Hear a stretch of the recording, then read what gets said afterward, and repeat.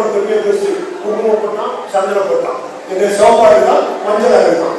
சரி, 2 யானை நிக்க வச்சுக்கலாம், பெவிக்கால் வந்து வச்சுக்கணும். பெவிக்கால் வந்து பாத்தீங்களா, யானை வந்து வச்சுக்கலாம், பெவிக்கால் மாதிரி வச்சுக்கலாம். 2 யானை அதோட ஒரு பூத்த ஒரு பூ ஒன்று போட்டுக்கலாம். அந்த தூக்கு கொஞ்சம் மரம் பூ விளம்பாது ஆரம்பமே இருக்குது. இப்படியே போட்டாலும் கட்சியா இருக்கு. அதான் ஒரு கட்சியா இருக்கிறது ஒரு இந்த மாதிரி ஒரு மாற்றமா இருக்கிறது அர்த்தம். ஆனா இந்த மாதிரி ஆளுங்க எப்படின்னா கட்சியா இருக்கிறவங்க சினிமா நடிகையா இருந்தா அது என்ன பண்ணுவாங்க, அவங்க மார்க்கெட் கவலைதா சின்னத்தை டிவி வந்துடலாம். டிவி எடுத்து அப்புறம் என்ன பண்றாங்க, அதையும் பண்ணி போச்சுன்னா அது கீழே வந்து மசாலா வந்து வந்துடலாம். இந்த மசாலா அந்த மசாலா துணிகள் வந்துடலாம். அது பொம்பளையோட விஷயம். நடிகரா இருந்தா நடிகரா இருந்தாக்கா அவைய போடா நடிகரா இருந்தா நல்ல வீட்டில் இருக்காங்கன்னா அவங்க வீட்டுல இருந்து நிறைய வந்தாங்க 8 எடுத்து அந்த முடிவு இருந்தாங்க. அரசியல் வர போல முதலமைச்சர் வர போல முதலமைச்சர் சாதாரண விஷயமா எவ்வளவு தியாகிகள் திராவிட முன்னேற்ற கழகத்தின் தலைமையோட முதலமைச்சராக எவ்வளவு தியாகிகள் ஒழிஞ்சிருக்குது. கலைஞர் முதலமைச்சராக இருந்தால் எவ்வளவு தியாகிகள் ஒழிஞ்சிருக்குது.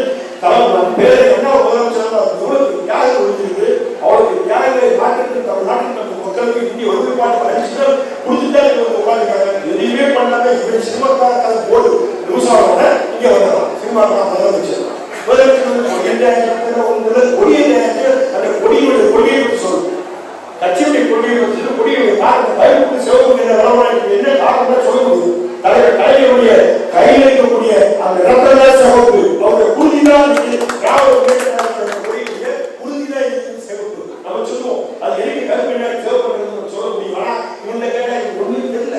என்ன குங்குமம் போட்டு கீழே சந்தனம் போட்டு அதுல ஒரு பூ வாங்கி அந்த பூ பூ வச்சு கத்தியே தொலையாகும்.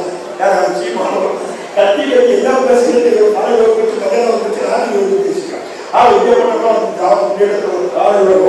யாராலும் பேச முடியாது. ஆகவேதான் இதிலும் நம்முடைய இளைஞர்கள்லாம் பார்த்தீங்கன்னா ஆடிப்பாடி கிடையாது போட்டு தன்னுடைய இளமை பருவத்தை வீரடிக்க கூடாதுங்கிறதுக்காக தான் என்னுடைய மாண்புமிகு உதயநிதியவர்கள் இளைஞர்களை உறுப்பினர் படுவதற்கு 15 வயசு இருக்கிறவங்க கூட சேர்க்க வேண்டும். ஒவ்வொரு ஊராட்சியும் சேர்க்க வேண்டும். ஒவ்வொரு திரைக்கழகத்தையும் சேர்க்க வேண்டும் அப்படின்னு உத்தரவு போட்டிருக்காங்க. ஒவ்வொரு திரைக்கழகத்தையும் குறைஞ்சபட்சம் அந்த கிளை சிறை கிடையாதோ 50 பேர் சேர்க்கணும். அது 15 வயசு இருந்தாலும் பரவாயில்ல, அவங்களுடைய ஆதாரத்தை வச்சு நம்ம சேர்க்க வேண்டும். நம்முடைய பிள்ளைகள், நம்ம தமிழ் பிள்ளைகள் நம்ம சீரழித்து போயிடக்கூடாது. அது கடமைக்கு போயிடக்கூடாது. நம்முடைய இளமை பகுதி ஆயுதம் கடிகாரத்தை போட்டு அந்த போயிடக்கூடாது. ஒரு கொடியாக இருக்கிற நம்ம திராவிட அரசுக்கு அந்த பிள்ளைகளால்